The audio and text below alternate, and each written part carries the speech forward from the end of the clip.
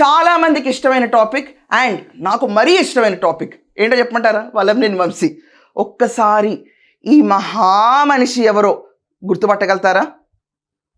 ఎవరికన్నా it's a big puzzle. గుర్తుపట్టారా ఈ క్యాండిడేట్ ఎవరో?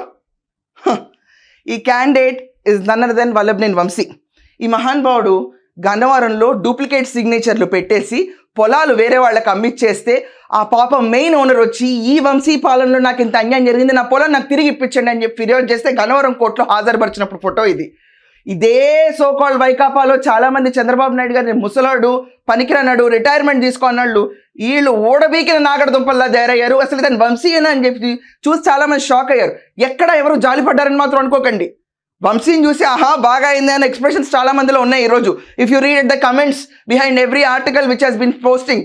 అండ్ ఈ రకంగా చూసుకుంటే వంశీ వెళ్ళినప్పుడు కోర్టులో హాజరైనప్పుడు ఎక్కడ ఏం అడగాలో తెలియదు కదా పాపం. ఫస్ట్ క్లాస్ స్టూడెంట్ రూల్స్ నేర్పించలేదు అండ్ వీళ్ళకి అసలు బేసిక్ నాలెడ్జ్ ఉండదు.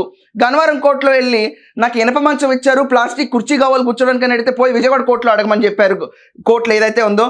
అండ్ ఏంటంటే మహానుభావుడికి ఇనప మంచం చాలదు, పట్టుపరుపులు కావాలి, దాని తర్వాత ప్లాస్టిక్ కుర్చీ కావాలి, ఇంకో 4-5 క్యాండిడేట్ని పిలుచుకోరాదు కబుర్లు చెప్పుకోవడానికి. ఏమన్నా అర్థం ఉందా? ఇతను చేసిన అక్రమాలకి శిక్ష చాలా తక్కువ.